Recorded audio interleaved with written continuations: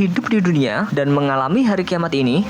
Sebelumnya tekan tombol subscribe dan nyalakan loncengnya. Bagikan video ini ke teman dan keluarga kalian, karena sebaik-baik kalian adalah orang yang mempelajari Al-Quran kemudian mengajarkannya kepada orang lain. Satu lagi, simak video ini sampai selesai biar nggak salah paham. Hari kiamat menjadi salah satu tanda kebesaran Allah Subhanahu wa Ta'ala yang diyakini umat Muslim. Allah menerangkan dalam Al-Quran bahwa hari kiamat itu adalah hari yang sangat menakutkan dan menggoncangkan jiwa manusia. Seperti yang tertera dalam beberapa ayat Al-Quran, hari kiamat. Apakah hari kiamat itu? Tahukah kamu apakah hari kiamat itu? Pada hari itu manusia adalah seperti ane-ane yang berterbaran, dan gunung-gunung adalah seperti bulu yang dihambur-hamburkan. Quran Surat Al-Qari'ah ayat 1-5. Apabila matahari digulung, dan apabila gunung-gunung dihancurkan, dan apabila unta-unta yang bunting ditinggalkan, dan apabila binatang-binatang liar dikumpulkan, dan apabila lautan dijadikan meluap. Lebih ngerinya lagi, kata Ibnu Abbas radhiyallahu anhu tentang firman Allah, dan apabila laut dipanaskan, dia mengatakan laut itu kelak akan dinyalakan sehingga berubah menjadi api. Sedangkan Ibnu Wahab menuturkan dari Atha bin Yasar, dia katakan bahwa keduanya akan dikumpulkan pada hari kiamat, lalu dilemparkan ke dalam neraka sehingga terciptalah api Allah yang sangat besar. Bila kita cermati ayat-ayat Al-Quran yang menggambarkan peristiwa kiamat, kita akan melihat pemandangan yang sangat mengerikan. Kita tidak bisa bayangkan bagaimana manusia bisa selamat dari peristiwa ini, dan kapan peristiwa kiamat itu terjadi. Nabi Muhammad SAW sendiri tidak tahu waktu terjadinya. Bahkan malaikat Jibril, pimpinan para malaikat pun tidak tahu kapan terjadinya. Semua itu menjadi rahasia Allah Subhanahu wa Ta'ala. Artinya hari kiamat sewaktu-waktu bisa terjadi. Dan sesungguhnya hari kiamat itu pastilah datang. Tak ada keraguan padanya, dan bahwasanya Allah membangkitkan semua orang di dalam kubur. Quran Surat Al-Hajj ayat 7.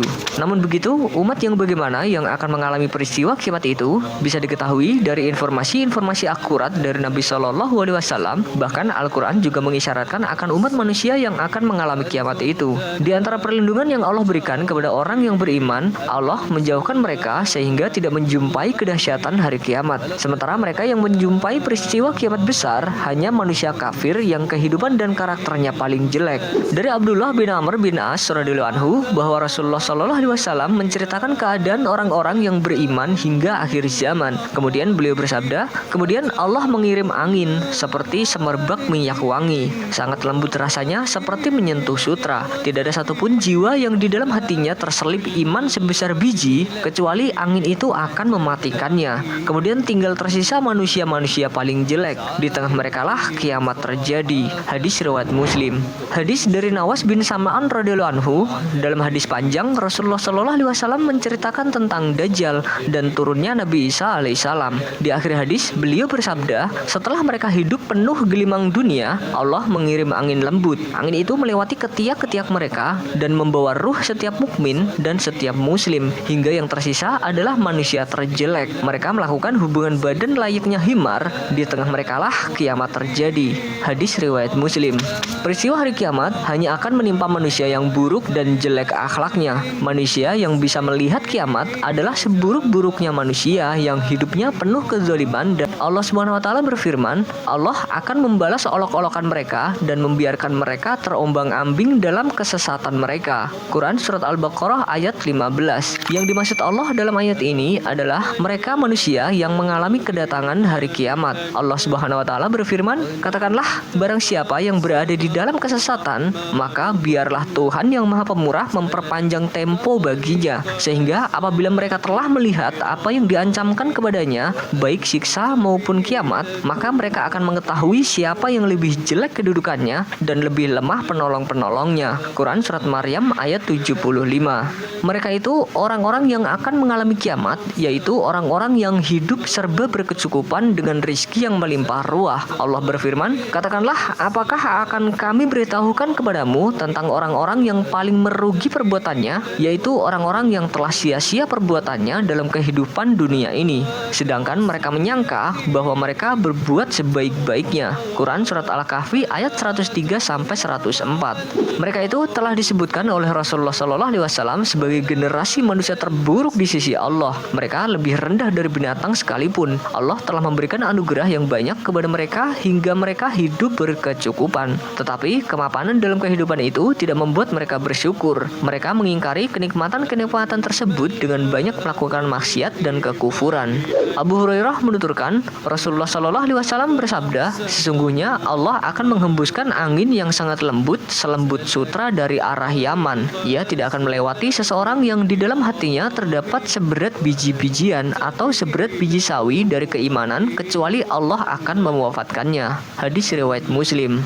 Berdalil dengan keterangan Nabi SAW tersebut, sahabat Abdullah bin Amr bin As radhiyallahu anhuma pernah mengatakan, kiamat hanya akan terjadi pada manusia yang paling jelek. Mereka lebih jelek dibandingkan orang jahiliyah. Setiap doa yang mereka panjatkan pasti Allah tolak doanya. Hadis riwayat Muslim dan Ibnu Hibban. Dari Anas bin Malik radhiyallahu anhu, Rasulullah SAW bersabda, tidak akan terjadi kiamat hingga tidak ada lagi orang yang di muka bumi ini menyebut nama Allah. Hadis riwayat Ahmad, Muslim, Turmuzi dan yang lainnya.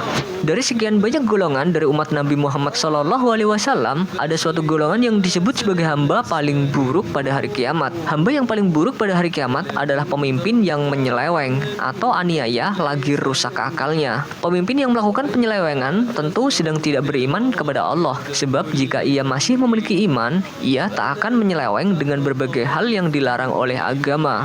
Dalam hadis lain dari Ibnu Umar radhiyallahu anhu bahwa Rasulullah SAW bersabda, kemudian Allah melepaskan angin dingin yang berhembus dari Syam, maka tidak ada seorang pun dari manusia yang beriman kecuali dicabut nyawanya, sehingga yang tersisa hanya manusia jahat yang tidak memiliki keimanan. Mereka tidak tahu mana yang baik dan mana yang buruk, hingga setan muncul dan berkata, mengapa kamu tidak memenuhi seruanku saja? Mereka menjawab, apa yang kamu perintahkan kepada kami? Setan memerintahkan kepada mereka untuk menyembah berhala, maka mereka pun mengikuti saran tersebut, sedangkan mereka berada dalam kehidupan yang serba kecukupan. Kemudian hari kiamat pun datang. Hadis riwayat Muslim dan Ahmad.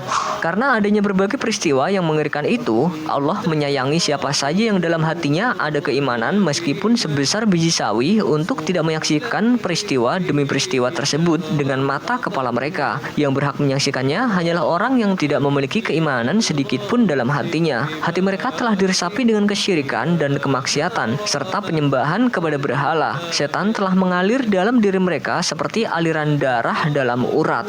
Allah berfirman, dan telah diresapkan ke dalam hati mereka itu kecintaan menyembah anak sapi karena kekafirannya. Katakanlah, amat jahat perbuatan yang telah diperintahkan imanmu kepadamu jika betul kamu beriman kepada Taurat. Quran Surat Al-Baqarah ayat 93. Dengan sifat Rahman dan Rahimnya, Allah mengirim angin yang sangat lembut bagi orang beriman yang hidup di akhir zaman. Allah cabut nyawa orang beriman dengan kelembutan seperti tersentuh kain sutra. Tidak Allah biarkan orang beriman merasakan derita kiamat meskipun kadar imannya hanya sebesar biji. Tinggallah tersisa orang-orang durhaka yang tak mau beriman kepada Robnya. Bahkan mereka adalah seburuk-buruknya umat yang pernah berada di muka bumi. Hadirnya angin lembut yang mencabut nyawa orang beriman menjadi tanda sangat dekatnya hari kiamat. Peristiwa ini terjadi setelah turunnya Nabi Isa alaihissalam dan binasanya Dajjal serta Ya'juj dan Ma'juj. Dalam hadis panjang dari Abdullah bin Amr bin As radhiyallahu anhuma dijelaskan Dajjal keluar. Kemudian Allah mengutus Isa bin Maryam. Seakan-akan ia adalah Urwah bin Mas'ud. Lalu beliau mencarinya, kemudian membinasakannya. Selanjutnya manusia berdiam selama 7 tahun di mana tidak ada permusuhan di antara dua orang. Lalu Allah mengutus angin dingin dari arah Syam. Tidak ada seorang pun di muka bumi yang memiliki kebaikan atau keimanan sebesar biji sawi di dalam hatinya, melainkan Allah mencabutnya. Walaupun seseorang di antara kalian masuk ke tengah-tengah gunung, niscaya angin tersebut akan memasukinya sehingga ia mencabutnya. Hadis riwayat Muslim.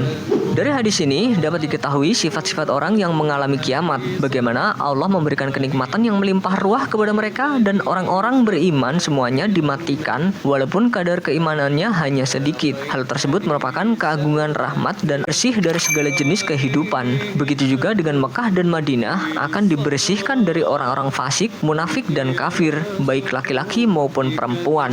Tidak ada satu negeri pun melainkan semua diinjak oleh Dajjal. Dajjal, kecuali Mekah dan Madinah. Semua jalan yang menuju ke sana dijaga dengan malaikat yang berbaris. Maka berhentilah Dajjal di sebuah kebun di pinggir kota Madinah. Madinah berguncang 3 kali, lalu keluarlah semua orang-orang kafir dan munafik dari kota Madinah menemui Dajjal. Hadis riwayat Bukhari dan Muslim. Ketika semua manusia mati karena dahsyatnya hari kiamat, ada kisah yang menyebutkan kalau masih tersisa 1 orang terakhir sebelum tiupan sangkakala terakhir. Namun ulama berbeda pendapat tentang kisah ini. Ada yang memasukkan ini adalah hari kiamat kecil, tapi ini lebih dekat dengan kiamat besar. Orang yang terakhir meninggal dunia itu adalah orang asli dari suku Madinah yang sedang mengembala kambing. Kata Nabi Shallallahu Alaihi Wasallam, orang yang terakhir meninggal adalah dari kalangan manusia. Semua orang sudah mati, tinggal dia sendiri, tapi dia tidak tahu dia sedang mengembala kambing. Kemudian dia masuk dengan gembalanya ke kota Madinah. Dia temukan semuanya tidak ada kehidupan. Tidak ada orang, tidak ada binatang, tidak ada apa-apa. Tinggal dia sendiri. Pada saat dia meletakkan telapak kakinya di kota Madinah, maka pada saat itulah dia meninggal. Dan inilah manusia terakhir yang meninggal sebelum ditiup sangkakala yang terakhir. Itulah penjelasan mengenai manusia